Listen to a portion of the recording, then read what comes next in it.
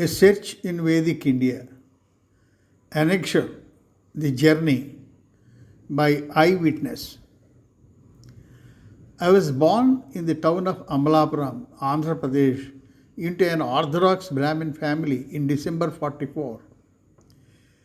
My father and mother were devotional in temperament, which led them to invite sadhus to our house frequently. One saint-like personality who renounced the world at a very young age came into the lives of a few families in our area.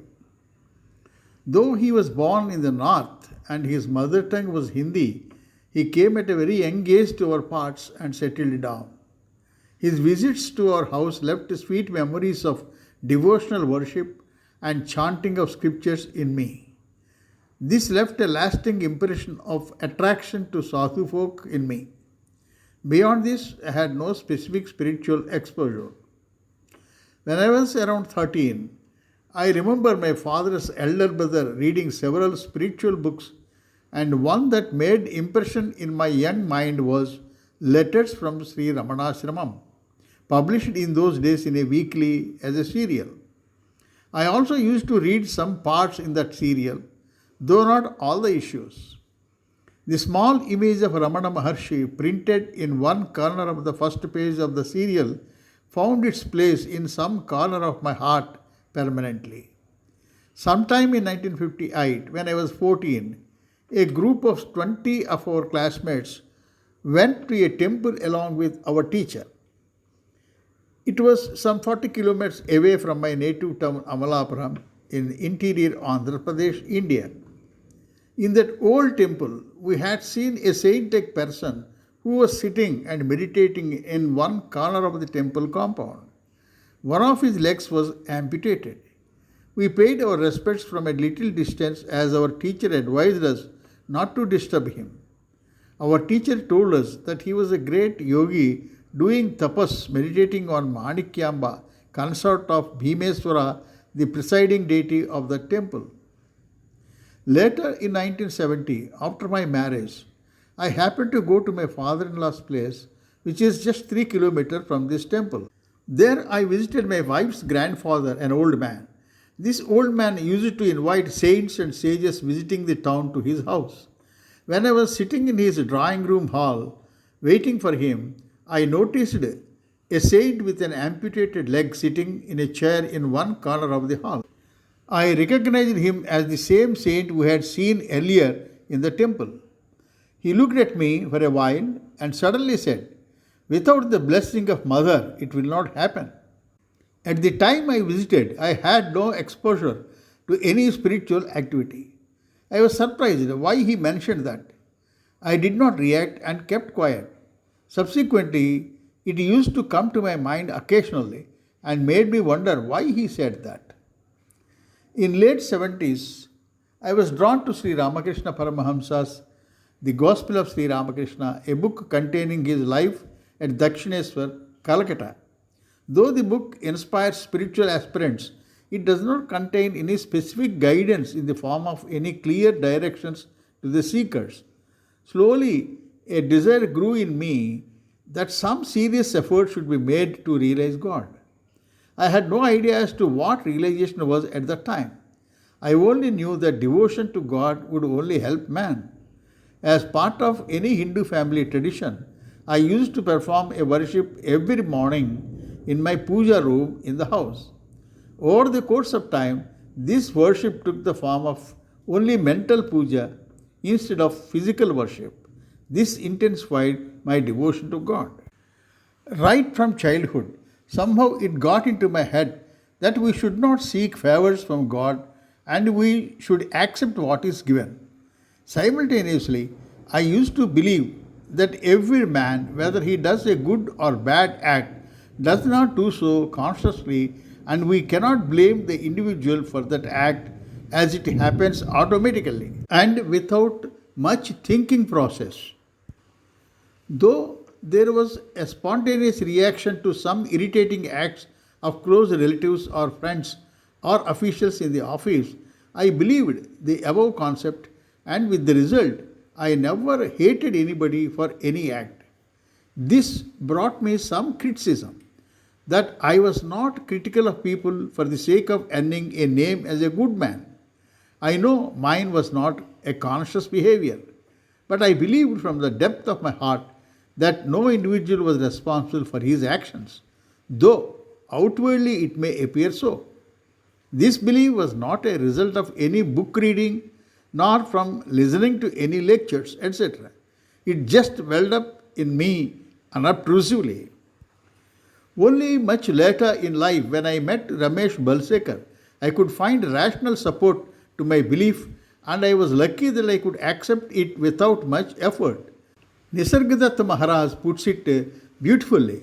After gulping food through the mouth, what can we control on its journey to become energy in our body? He further added, I gulped the world, and what control anybody has in its functioning. In the 90s, it was clear to me that a guru was required for In the 90s, it was clear to me that a guru was required for guidance. A serious doubt arose, however, as to whether this guru should be a living one or any departed greats like Sri Ramakrishna Paramahamsa also could be taken. At about the same time, I attended a spiritual retreat organized by Sri Ramakrishna Mutt, Hyderabad, India, under the guidance of a senior monk of Ramakrishna order, Swami Ranganathananda. Towards the end of the session, they suggested that if anybody had any questions, they could drop a slip in a designated box. I wrote a slip asking about my doubt on the Guru. For want of time, they picked up only 6 slips out of more than 200. Luckily, mine was picked. The answer of Swami was that one could start with a divine incarnation or a chosen God as a Guru, but at the right time, a Guru would come in a human form to help.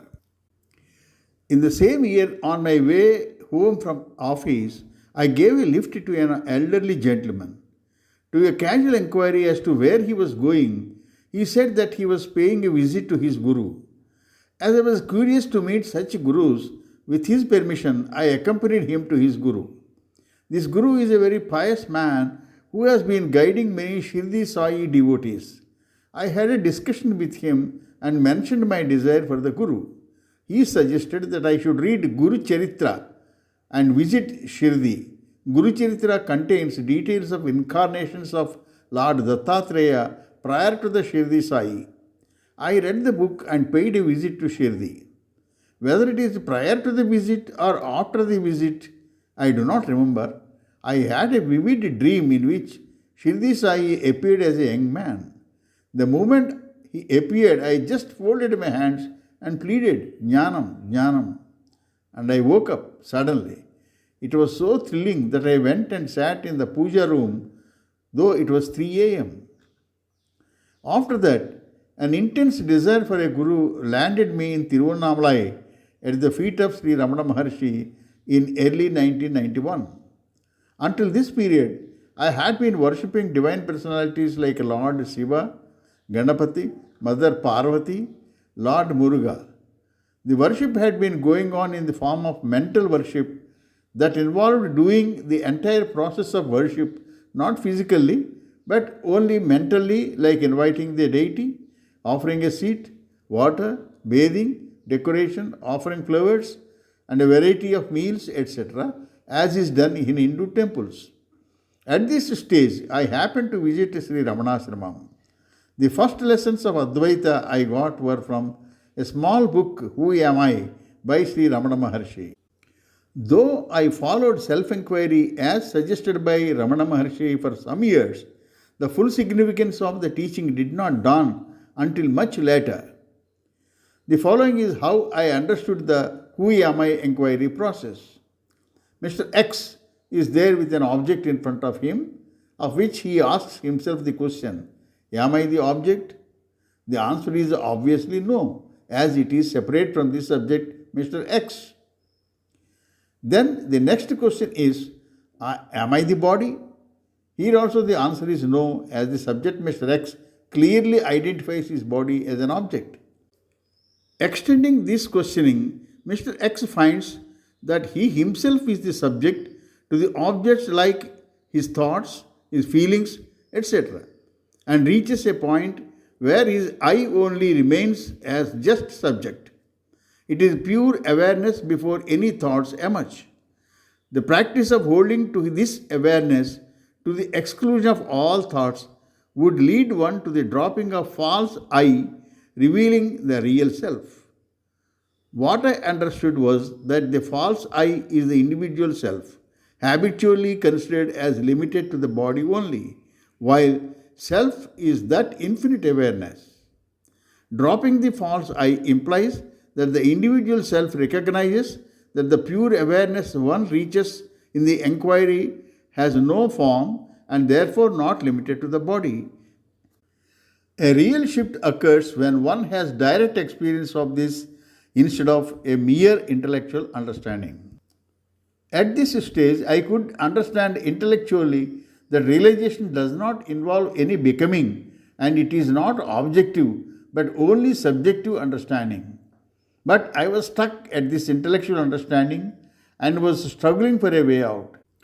In fact, Sri Ramana said that all one could do was to go up to this subjective silence where the mind stops working and find that there was nothing one could do except holding to that I. Over the course of time, by operation of grace, self reveals.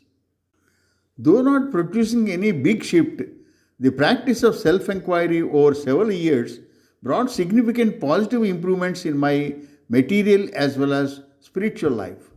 After retirement and family responsibilities, I moved to Tiruvannamalai for my retired life in 2009. Moving to Tiruvannamalai and constructing a house there was also not at my instance, as could be seen from the following narration.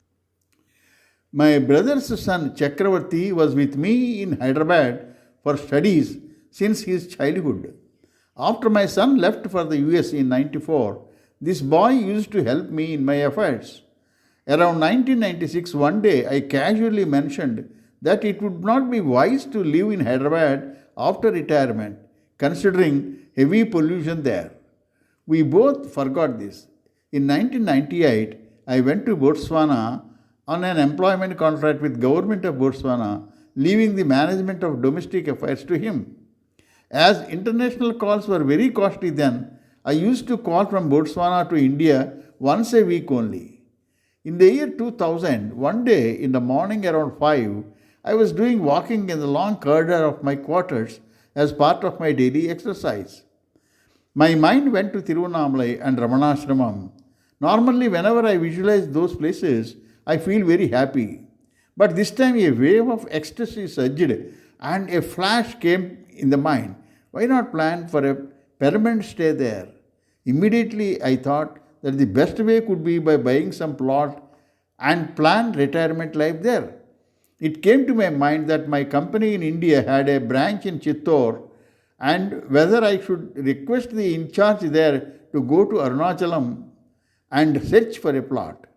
While I was thinking thus, the phone rang. I wondered as to who could it be at that time. It was a call from my nephew. As I already mentioned, we only used to call India from Botswana and not vice versa. On the phone, he recalled our discussion a few years back about staying outside Hyderabad after retirement and asked me whether he should go to Tiruvannamalai, that is Arunachalam, and buy a plot there. He knew I liked the place most. I was thrilled at the coincidence and immediately told him to go ahead. He came to Tiruvannamalai the very next day and with the help of Sri Mani and others in the ashram purchased a plot besides Nanagaru ashram and registered it immediately. No doubt, a higher power at work. Life was going on with the same level of understanding till 2012, except two important dreams that happened in 1999 and 2000. The first one was Ramana Maharshi's appearance in a vivid dream. I was with 4 or 5 people in this dream. Somebody mentioned that there was Maharshi nearby. I said, let us go and see him. When I approached him, he looked into my eyes and with a smile indicated my attention to his feet and then uttered, It is something like, come on, in vernacular. I prostrated immediately and took his feet into my hands with an inexplicable ecstasy. Sri Jinnur Nannagaru, who had been giving thousands of lectures on Ramana, told me that the implication of the dream was that Ramana was suggesting to me to surrender, which perfectly tallied with an earlier message I received indirectly. Let me narrate that. Sometime in 1991, I went to Sri Ramana Kendra in Hyderabad for the first time. I was introduced to one Dr. K. Subramanian, who is popularly known as Dr. K.S., who established the Hyderabad Kendra.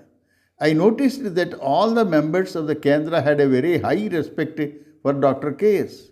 They used to meet every Sunday for satsang, and I started attending every Sunday. After listening to Dr. K.S. for some time, I was convinced that he mainly believed in what Ramana Maharshi used to say, that everything happens according to the will of a higher power. Except for recording my address, I gave no details of my activities to the Kendra, nor did I discuss any personal affairs with anybody. At about the same time, I ventured into a small partnership to establish an educational institution. My partner was an adventurous type. He admitted some 30 students to a computer course without waiting for final clearance from Usmania University, and he was confident that he would get it. But when I visited the university along with him, the concerned committee head was adamant and refused to recommend the approval as the facilities provided to students were not adequate. At that time, there were neither financial resources nor time to comply with all their conditions. Some other institutes got approval with similar status, but unfortunately, the person heading our committee was strict and adamant. I was really scared as we already admitted students and it involved the careers of some 30 students. At that time, I was tempted to pray God to bring some change of mind in that committee head, but I had no habit of praying to God for personal favors. At this time also, I was in two minds as to whether I should pray to God for help. While still in that crisis, I received a postcard one day to my address that simply contained one sentence: surrender is the highest prayer. It was signed by Dr. K.S., and as already mentioned, nobody in the Kendra knew my problems, let alone Dr. K.S. I was told that Dr. K.S. impulsively wrote these postcards and would send them to the address of the devotees whose name comes to his mind early in the morning. What he wrote in every card was not uniform. He used to write to each member in a different way. I was astonished to find that the card contained a message confirming to my belief that everything happens according to the will of God and the best thing is to accept His will. My belief was put to test through this crisis. Years later, when I was given the significance of my dream that Sri Ramana was asking me to surrender, I was astonished at the continuity of guidance, though this time it was more direct than earlier. This dream appearance of Sri Ramana helped me substantially to accept ups and downs in material life with more equanimity. Not that there were no disappointments or adversities, but the time within which I recovered from them came down substantially. The second dream occurred in 2000. At about this time, for no specific reason, I was contemplating a lot on Mother Apita Kuchamba, the concerts of Lord Arunachaleswara in Tiruvannamalai. The word mother was ringing in me silently, very frequently, and one night I had a very vivid dream where three very big photos like frames appeared in front of me, but these frames did not contain anything. Suddenly, in the center frame platform, from the left-hand corner, a girl of 14 years in silk robes, smiling and looking at me, walked in. The moment I saw her, I could recognize that she was the mother in human form, and I shouted, "Mother, Mother." As my shouts were loud, my wife woke up and shook me, thinking that I was having a bad dream. That face of the mother was so clear and it was in my mind ever since. Though many times I wished before sleeping for her appearance, it never happened, but the face never left my memory. As I already mentioned, I had been waiting for grace to turn my intellectual understanding into real knowledge. Sometime in 2012, I viewed an interview on YouTube. In this interview, one Mr. Rick Archer interviewed Mrs. Eli Roosdar as part of series of interviews under the title Buddha at the Gas Pump. Though she was from Iran, settled in America, she quoted much from Sufi saints, and the most surprising thing was that she realized herself following Who Am I inquiry only. A scholar who mastered Hindu scriptures was living with me in Tiruvannamalai at that time. I viewed the interview with him again, and he confirmed that she was indeed a jnani. In the interview, she described three categories of seekers, grouping them based on the status of their progress. The third group is supposed to be in the last stage and waiting for a final push to plunge into infinite awareness. She said that she was prepared to help such people. In March 2013, I visited my son who had been working in California.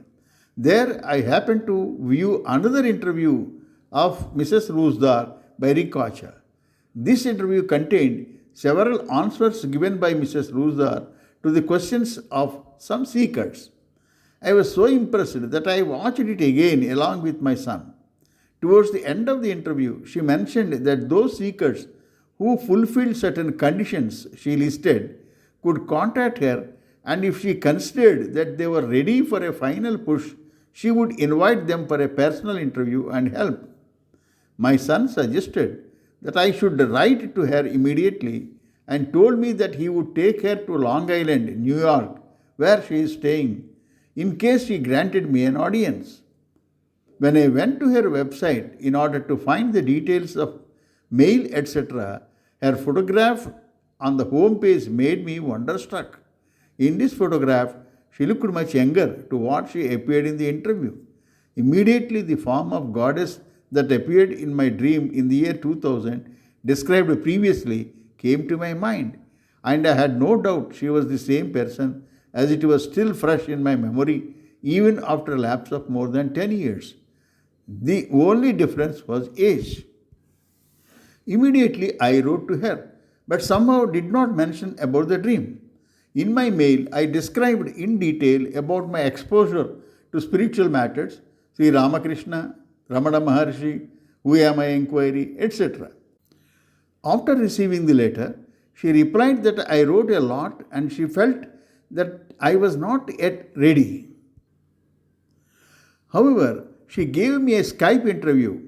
In the Skype, she asked me whether I was still active in the world, striving for name and fame or earning money, etc. She also asked me as to what I meant by realization and what was my expectation, etc. After listening to me, she reiterated that I was still not ready. She suggested that I should drop all concepts and all attachments, including Ramana, etc. She suggested that I should continue Who Am I inquiry and asked me to follow the tips given by her on Who Am I inquiry in a German TV interview. She advised me to contact her after a couple of months. I viewed that interview as well and could follow her suggestions easily and was spending more than 4 hours in meditation daily, stopping all other distractions. Even while walking, I could do the inquiry. There was a significant improvement, though I could not specify what it was. Mentioning this, I sent a mail to her, thanking her for the tips and informed her that I could plunge into inquiry for hours following them. Immediately she replied that I was ready and could come to her for a personal audience. I finally met her on June 13th. After the initial introduction to the subject and after making me comfortable, she had me enter meditation with closed eyes.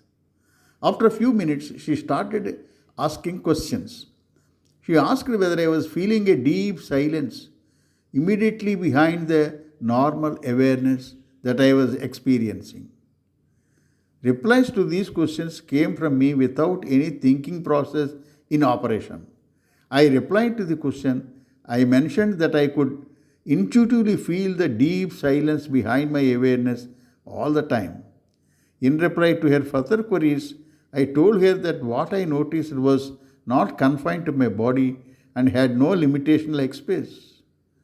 To her question on that awareness, I replied that the awareness was nothing but other than me. At that moment, she made me declare, I am that, in a louder tone, indicating my identity with the deep silence. I mentioned that it was so clear that the silence behind my awareness was eternal and everything, including my body, was within me, as I did not feel any difference between my awareness and that deep silence. It was also clear that I could neither die nor take birth, as the I here was definitely not the individual self, hitherto felt to be inside only and limited to the body. I must admit that recognition of this awareness did not happen just then only. It happened to me sometime during the period of intense inquiry I was practicing before meeting her. At what exact moment I cannot say. During the same period, it suddenly flashed why I was doing this as an individual self. At that moment, something happened. My whole personality, body, and all its history rolled into one like a ball and dropped. Afterwards, I could feel some difference. The awareness was not just limited to the body, it is beyond the body as a light from the bulb goes beyond the bulb without breaking the bulb. The real significance of this dropping of limitation to the body I could understand only when Mother made me declare, I am that, with a confident note. It was a recognition of truth already existing. But for her involvement, I could have been continuing without knowing the significance of what exactly happened. She is the Guru to whom destiny took me. She mentioned that there was no need for any further effort and there would be further unfolding on its own, and it happened exactly as she mentioned. That is the greatness of realized greats. Just like a small quantity of detergent clear a lot of dirt, her declaration about my understanding worked wonders and many mysteries unfolded on their own. I realized later that it was impossible to gain this confidence by just reading books or listening to lectures on Upanishads without the confirmation from a realized Guru. I continued to remain in the awareness which was no longer limited to the body. In a way, it could be explained as a feeling that all the objective world, including my body, is within me, where me is no longer limited to the body. On the day when I came out of her house, it was raining. Immediately it flashed that rain was happening in me and it could not wet me, but it could wet my body only. Subsequently, I experienced a remarkable change in life. Things which were considered so very important no longer remained important, and real freedom from many chains was noticed. Afterwards, there was an important development as part of the unfolding she mentioned. In the interview with the Rick, showing a cup in her hand, she mentioned that even the cup was nothing but consciousness. Even after the shift in awareness, this point remained vague to me. Though all objects are within me and I am no longer the body but only limitless awareness, it was still not clear then as to how the objects also could be me. In Tiruvannamalai, one thing I most enjoyed was my daily evening walk in the picturesque road around Arunachala Hill. During one of these walks, I was contemplating on the reality of the objective world. To recognize objects also as awareness, I thought that I should start with the closest object to me. It became clear to me that all of my feelings like pleasure and pain, thoughts in the mind, my physical body, and the whole outside world were objects in that order to my pure awareness. Thus, all objects could be summarized as BMI, body, mind, intellect, plus the world. I am aware of the world through thought. What is a thought? What are its contents? When one thinks of anything, is there anything other than awareness in the thought? When one looks at or thinks of an apple, a thought arises in awareness as knowledge of the apple. We cannot say that there is only awareness as there is the knowledge of the apple also in awareness. But does any change take place in the awareness with the knowledge of the apple? No change at all. It can be said that thought is like a wave in awareness and not separate from awareness, as a wave in the sea is nothing but water. But in actual wave, one sees a form of water, but in actual thought, there is not even that change. Thought content, that is knowledge of apple, is there, and at the same time, there is nothing but awareness. It flashed to me that probably this is Maya, about which I heard many times without fully understanding what it is directly. Then I understood that when actually awareness only is there, I am taking that there is a thought separately. It is like someone in twilight consider rope as a snake. I arrived at the same conclusion in another way. How am I aware of the world? It is through the knowledge of the objects. There is the knower, that is seeker, the known object, and the process of perception. When the knower looks at the known, it results in the knowledge. As the knower and known merge in the knowledge, which is nothing but awareness. Actually, there is no trinity of knower, known, and knowing except awareness. I am aware of the world through my five senses only. If I touch a hot plate, the touch ends up in awareness as the knowledge that it is hot. Similarly, tasting, smelling, listening, and looking. In all the cases, the trio of subject, object, and perception ends in knowledge awareness. Thus, there is no world outside the awareness. Another great astonishing revelation is that whenever any thought is arising in awareness, there is an attachment of implied I to the thought where this I is identified with the present BMI with a name and history for it. When the thought is recognized as nothing but awareness, my BMI is nothing but a thought. What was present in my childhood watching my parents, school, and others present then, and what is present now watching the present body and the present world is nothing but same awareness. It flashed that I am nothing but awareness all along, and birth and death are nothing but thoughts, and thoughts are nothing but awareness. Thus, all there is awareness only. It is just like dream, wherein your awareness appears to be split into subject and objects, while all along there is the only subject. In the waking state also, all along there is awareness only, and the individual and the world he watches are nothing but same awareness as happens in a dream.